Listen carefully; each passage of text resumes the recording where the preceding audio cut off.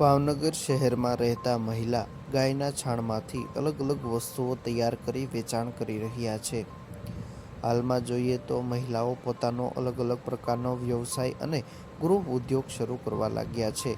જેમાં ખાસ કરીને હાલ જોઈએ તો મહિલાઓ પોતાના ઘરે જાતે જ શેમ્પૂ, સાબુ, હેન્ડીક્રાફ્ટની અલગ અલગ વસ્તુઓ, ખાણીપીણીની વસ્તુઓ, ગાયના છાણનો ઉપયોગ કરી તેમાંથી અગરબત્તી સહિત અલગ અલગ વસ્તુઓ વગેરે તૈયાર કરી લોકલ માર્કેટ તેમજ અન્ય જગ્યાઓ પર તેનું વેચાણ કરીને સારી એવી આવક મેળવી પરિવારજનોને આર્થિક રીતે મદદરૂપ બની રહ્યા છે.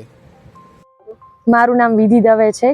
અમે લોકો 6 વર્ષ પહેલા આ રીતે ગાયના છાણમાંથી બધી વસ્તુઓ મેન્યુફેક્ચર કરીએ છીએ. અગરબત્તી છે, ધૂપ સ્ટિક છે, છાણા છે, બધી વસ્તુઓ કપૂરના નેચરલ ભીમસેની કપૂરમાંથી કપૂર સ્પ્રે બનાવીએ છીએ.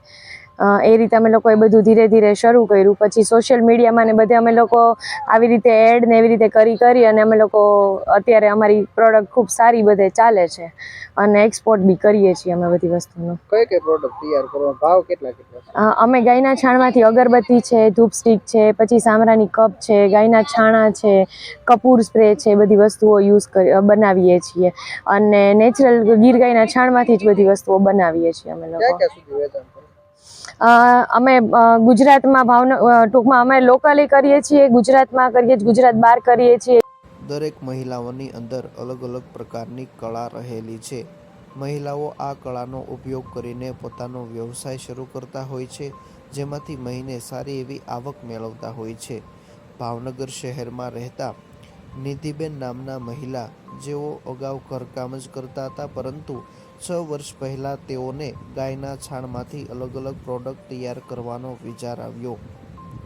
6 વર્ષ પહેલાં તેઓએ આ વ્યવસાય શરૂ કર્યો, પરંતુ જ્યારે શરૂઆત કરવામાં આવી ત્યારે મહિને ખૂબ ઓછું વેચાણ થતું હતું. 1000 રૂપિયાથી લઈને 5000 રૂપિયા સુધીનું જ આ પ્રોડક્ટનું વેચાણ થતું હતું. પરંતુ ધીરે ધીરે લોકોનો સારો રિસ્પોન્સ મળ્યો અને લોકોની ખરીદી વધી, જેથી હાલ તેઓ ભાવનગરની લોકલ માર્કેટ, ભાવનગર શહેર તેમજ ગુજરાત રાજ્ય બહાર પણ આ અલગ અલગ પ્રોડક્ટનું વેચાણ તેઓ કરી રહ્યા છે. હાલ તેઓ આ વસ્તુઓનું વેચાણ કરીને મહિને 30,000 રૂપિયા કરતાં પણ વધુની આવક મેળવી રહ્યા છે. તેઓ ગીર ગાયના છાણનો ઉપયોગ કરીને અગરબત્તી, ધૂપ સ્ટિક, હવન છાણા જેવી 7 થી 8 પ્રકારની અલગ અલગ પ્રોડક્ટ તૈયાર કરી રહ્યા છે. તેઓએ જ્યારે શરૂઆત કરી ત્યારે ખૂબ ઓછું વેચાણ હતું, પરંતુ ધીરે ધીરે લોકોનો ખૂબ સારો રિસ્પોન્સ મળ્યો. અગાઉ ફક્ત પોતે ઘરકામ જ કરતા હતા, પરંતુ આજે તેઓ 30,000 રૂપિયા કરતાં પણ વધુની આવક મેળવી પરિવારજનોને આર્થિક રીતે મદદરૂપ બની રહ્યા છે.